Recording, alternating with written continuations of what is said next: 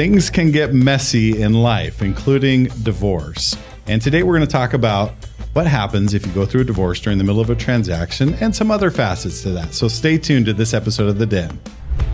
The Den, powered by the Lyons Group, a show dedicated to exploring hot topics in real estate, local happenings, and industry trends. We're a small team of professionals approaching $400 million in sales and nearly 2,000 local transactions. You're listening to time-tested experts and industry leaders.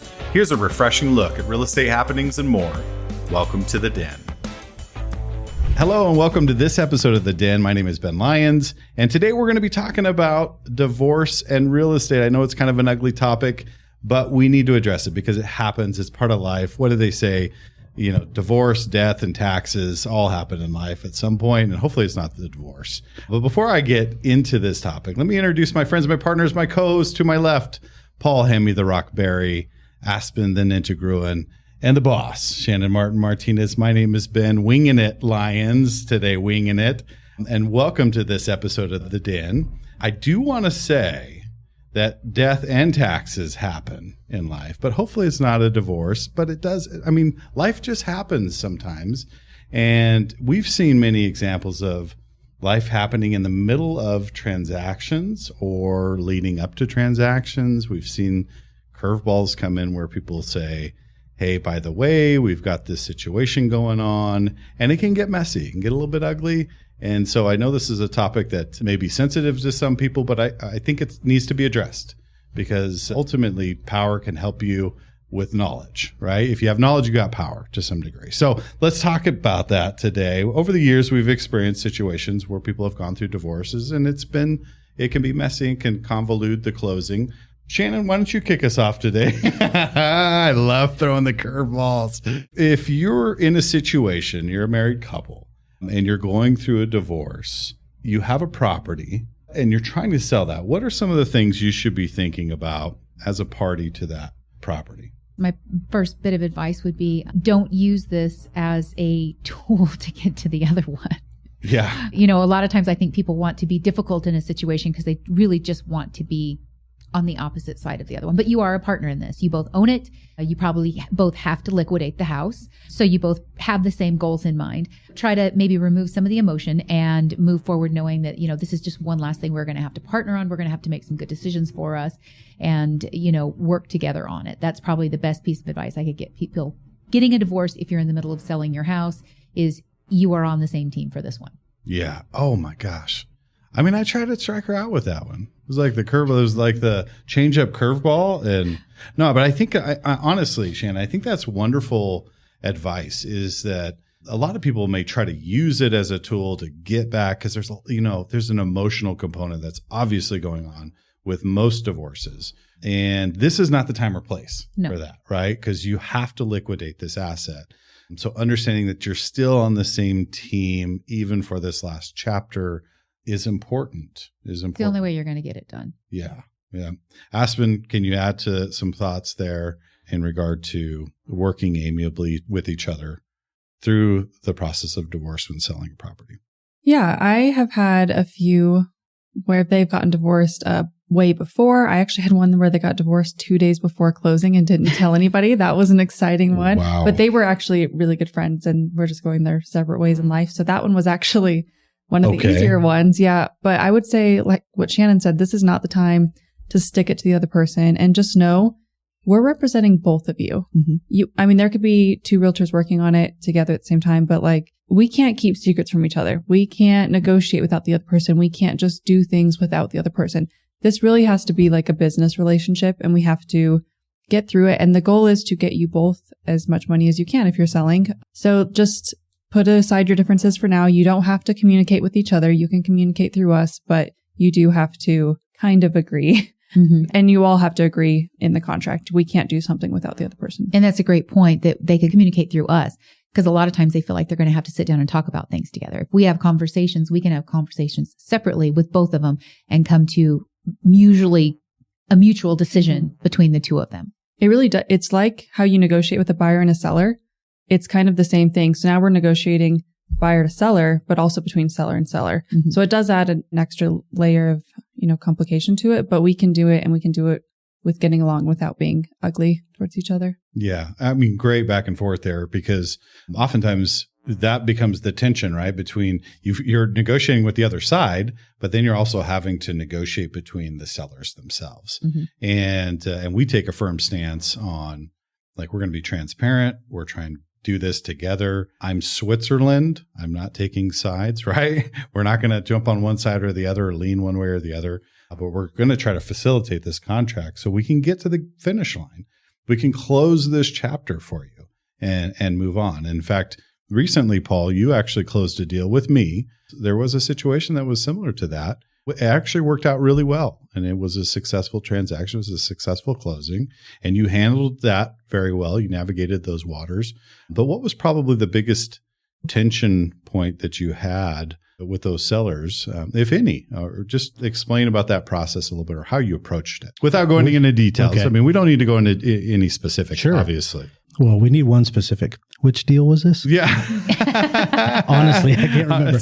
There was a cash buyer that came down from Durango, and we ended up getting a container. Oh, my goodness. Yes, bringing that one up. Yeah. Okay. Holy moly. I still owe you money on that one. Are you awake on that one? I blocked that one out. It couldn't have been that bad. Yeah. One thing I'll say is, if you are sellers that are getting a divorce, please take it easy on us, because we are, it gives me flashbacks to when my parents divorced when I was a kid.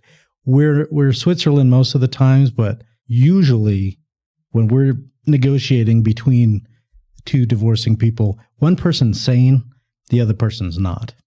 That seems to be what's going on.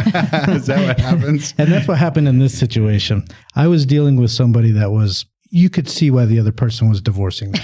I'll just say that. Not to get too into details, and we get thrown into the middle of this. We're just trying to help. Yeah. This is our job. We don't have to be in all the intimate details of your arguments or the reasons that you're divorcing. Sometimes you get brought in, but for that specific one that we're talking about, my job was to keep one calm and to work with the other one to get things done and relay to you that everything was fine.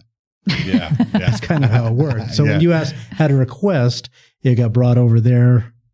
Chaos ensued. I figured something out between numerous conversations, because that's the other thing that people don't think about. We have to have a full conversation with one side and calm them down, bring them up, whatever it is, get some sort of an answer, then bring their answer over to the other party, have them react to that answer, Yeah. Because when people say that they're divorcing, but it's amicable, it's not. It's almost never. It's not amicable. I mean, you had a situation, obviously. It was the most strange. Yeah. It was like so unexpected. They walked into closing. They were like, oh, we got divorced. And I was like, oh, they're like, we have all of our divorce decree. And he was going to, they were like retiring, and he was going to go do his thing, and she was going to go do hers. And they were leaving as friends. And wow. Luckily. And the only problem with that was because we didn't know beforehand, title has to know where's the check going, and it has to match what's on the contract. So there was a little bit of issue with that because she had changed her name, and luckily they both were like, we'll just put in his, and he's like, I'll just split it half. And they were totally fine with it. It made me a little bit nervous, but as far as I know, that's what happened, and everything was fine. Yeah. And you have some legal paperwork that you have to deal with. I mean, there's a divorce decree that happens, and that stipulates, who owns what, and there's some direction there and some guidance. Now, divorce decrees aren't always black and white. There's some leeway in those, and it's open to interpretation. So you're just hoping that people, when they are going through that, they're amiable with their understanding of how that plays out. But I'm going to shift gears a little bit and say, what about a situation where they may have gotten married? Oh, I just had that a few deals ago. Just before because we've had this. Yeah. So let's talk about that, Aspen. If you're planning on getting married, maybe don't get married right before closing, because that can throw a wrench in it. Talk a little bit about your experience there. Yeah. So I had someone who was selling their house, and I did know that they were probably going to be getting married while he was selling his house. And I let them know, hey, if you get married, you do need to let me know. And I think people don't want to share. They're like, that's private. Why would I need to tell you? But we're a community property state. So we do need to know, and we need to know how the funds are being transferred. And we need to, have a sole and separate agreement in place, or we need to add your new spouse to the contract. Mm-hmm. So it's things that we can do pretty easily, but it does take time. So they let me know, and then we were able to go one way or the other for them and it was fine. But if that was sprung on us right before closing, it might be a little bit more of an issue. But luckily we knew beforehand, about a week before closing. And something interesting about that is because that was a seller, you think about if that was a buyer, that changes everything with your loan. Yep. If you're getting a loan as a single person and now you're married, that's going to have to be underwritten again. Your lender's going to have to know about that. On the flip side of it was just the seller, but there may not have been a loan, but you still have to go through the title insurance process again, because now you have a whole nother person involved that has ownership to that property. Yep. Yeah. And I think people sometimes don't realize that. This isn't about us just getting in their business or trying to figure out what they're doing. It's really making sure that all the boxes are checked and everything's taken care of. And we can't just find out that stuff at the closing table. We have to be a little nosy. We have to know your business. Yeah. And a lot of people don't realize that title insurance isn't just on the property and the history of the property. It's also, they do a search on the buyer. They do a search on the seller to make sure there's no outstanding tax liens or anything else that are out there. So if you're buying a property, just understand that if you get married before you buy, that your new spouse will have to go through the title insurance process as well and the research on them to make sure there's no outstanding tax liens or whatever else, or you have to exclude them from the contract altogether. So there are some ins and outs, and people just don't think about that. And like to your point, they just think, oh, we're being nosy. No, this is just part of, the business that has to happen to convey legal title and make sure that there's no clouds or anything like that. I do tell people too, if you're getting married, if you're getting divorced, I will not share that information. That's not information that I need to share with other people. It will stay with me, but I do need to know. Yeah.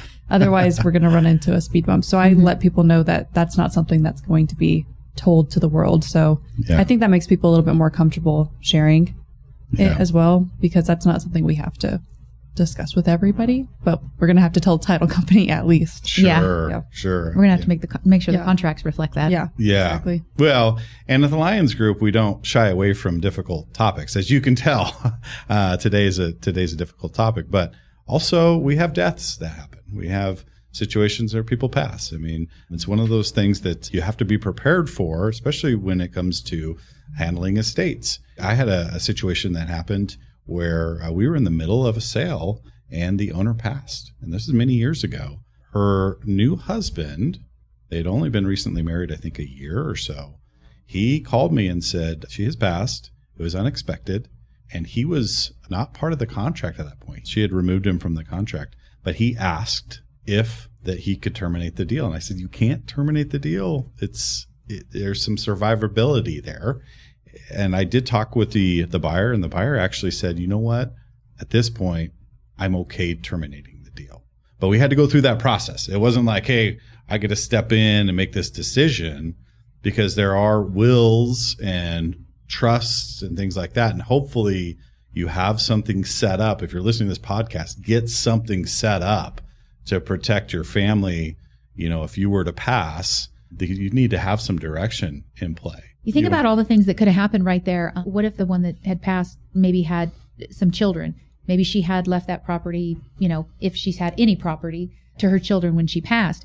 Who knows how she had taken title with her new husband? Was he on the title? Did they never address that community property state? He would have some rights, but did she do a sole and separate and make sure he wasn't a part of that? Those are all things that we don't know offhand. That stuff takes some real time to figure out and sort out who actually has a right to that property. Yep. And if the kids are saying, hey, I want this to sell to go through, we need the money to help cover funeral costs and whatever else. Yeah, they may feel that it's theirs. A husband may feel that it's his.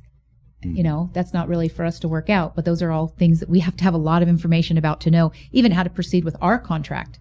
Yeah, I'm having a deal right now where the wife never added the husband to her home. They were married for a long time, and then he has passed away, and now she's selling it, and they're still having to do probate, even though he was never added. It's actually almost worse that he wasn't added to the property, because now it's kind of up in the air on how it's going to be split, even though it really will still all go to her. And so she's having to do a lot of extra work, which is probably emotional work as well, to go through and get all of this done so she can sell the property. I think if you're not used to the community property state as well, like we are in New Mexico, people can be like, well, why do I have to do that? And they get a little bit confused on it. Yeah, you don't necessarily have to be on the deed to have rights to a property. Well, and I have an experience with that. We had a guy bought a home, then got married, then got divorced, then we tried to sell the home. She was never put on title. The title company was saying, but she paid a portion of the mortgage payments for a certain amount of time, so she has some interest in the property. So there was a big confusion whether he bought it by himself. She lived there for a certain amount of time. What rights did she have to the property? So yeah, community property state, it can be a sticky subject. Yeah, if you don't have a prenup or a postnup, then it's going to have a little bit of scrutiny with it. Yeah, because they can attach pretty easily, but they don't sever as easily. So, getting married, you can inherit some rights to a property, but just getting divorced doesn't always necessarily mean you've separated your rights from the property now. Yeah, that is a great point. And we have situations too where people go out and get a loan, right? And they're married and they do a sole and separate because maybe their spouse doesn't have good credit or it doesn't behoove them to be on the loan. So they do a sole and separate. And so they take title in their name, but they have a spouse and they want their spouse to be on title. So it's a reminder to go get your spouse back on title after closing. I think there's a waiting period now, 30 days or something, that the title company, and I don't know. Or talk with a lawyer about whether, even if you don't want to do titles, talk to a lawyer about some estate planning of some sort of how you want that taken care of if anything were to happen. Yeah. There's several ways to make it happen, but you got to be thinking about it. Yeah. It's money well spent up front, but it also it's kind of a living, breathing thing. Like you can't just forget about it forever. You got to go back in and adjust because life happens and things change. And, your intentions that were 10 years ago, maybe not match your intentions today, but it's good at least to have that in play. And we went through and did that personally just because we didn't want anyone dealing. If something happened to my wife and I, we would want it all spelled out and just to save heartache and headache for our family. And that's the right thing to do if you do own property to get that set up, get that in place for your family members if something were to happen to you. That's the last thing they want to think about and deal with. Yeah. And it's arduous. It's arduous. I mean, you go into, probate. And expensive. And expensive. Yeah. It takes time. Yeah. So I know it's a little bit of a downer topic, but hey, we don't shy away from those things at the Den. We got to talk through this stuff and it's important to hear. I mean, it is a reality check when you go, oh yeah, that is going to happen. I mean, none of us get out of this life alive, right? So it's true. It's just part of what we have to deal with, but set your family up for ease. And if you are going through a divorce, be open with your realtor. If you're in the middle of a sale, to have a conversation and be open and transparent about what the situation is and whether you and your spouse are, I've had situations where the exes couldn't even sit in the same room. They couldn't even have a conversation. Yeah. Yep. Yeah. And so then you're juggling that component. So let's go jump into the speed round, get some thoughts here. Paul, I'm going to kick it off with you. What is the most important takeaway when dealing with a life event in real estate? What's the most important thing you should be thinking about or planning for with a major life event in real estate? I think one of the things that we deal with in all of these topics we talked about, whether it's death, marriage, or taxes, divorce, taxes, emotions shouldn't factor in. It's hard to do that, but if you can keep the emotions out of it and just whatever you're dealing with real estate, the buyer or the seller does not care about the emotions that you're bringing in. So if you can separate those two just for, the business side of this deal, it'll be better for you. It'll expedite the process. Yep. It'll make it easier on the realtors, make it easier on the other side, make it easier on yourself. That would be my thing. Or like you say, plan this all out ahead of time because we come into some situations that people have made for themselves and you just go, I don't even know what to do here. You got to start calling up, and when the other call someone more professional and adulter than me. Yeah, when they say, well, I've never heard that one before, you go, oh God, we're in trouble. Great answer, Paul. I love that. Aspen, take a couple minutes and give us your thoughts. I think whenever it comes to divorce, I think you need to treat it like a business decision, and you need to be kind of particular about your realtor as well. You both have to agree. I have seen where the realtor is very much taking one side or another, and I don't think that's appropriate or the place to do it. So be particular about who you choose, put in a little time, and you guys do need to work together like it's a business decision. And that's hard to do whenever you can't get along and you're getting divorced for a reason, but we don't really care what that reason is. So, figure that out on the other side. We're not here to try and screw anyone over. We really want to try and make it amicable and easy for everybody. So we will do everything in our power to help with that. But, maybe like Paul said, take the emotion aside just a little bit and save it for another day. This isn't the time to do it, because if you hurt them, you're hurting yourself too. Mm-hmm. That would be my thing for divorce. Whenever it comes to, a life event like a death, if you are going to own any property, especially more than one, I think you need to speak with a lawyer and get a trust set up or something in place, because your family doesn't want to deal with it. And it really does make kind of a mess on the back end side if something's not in place and you think it should just be easy and it's just going to go to the next of kin or whatever. It's not like that in real life. So I would say you need to talk to a lawyer and get something set up. Yeah. All great points. It's not fun to talk about, Yeah. Me and my husband did it 2 years ago. We went and got everything set up, and it's kind of a morbid conversation to have, but it's a necessary conversation. Yeah. Absolutely. It really is, especially with children involved and whatnot. I mean, you don't want to leave a mess for sure. So. Yeah. Shannon, what are your thoughts? I'd say transparency. That's the most important thing. If you're coming into a real estate transaction or you're in the middle of one and there's any major life event that's going on, I would say transparency is probably the most important thing. Just be honest. You may tell us something and we may say, okay, that's all right. We can deal with that. That's not going to affect this. That's the best case scenario, but please say something, because the sooner we know, the more we can shift gears behind the scenes, whether we have to add somebody to a contract, whether we have to go, start a different process, whether, we need to, amend some things to make those changes known.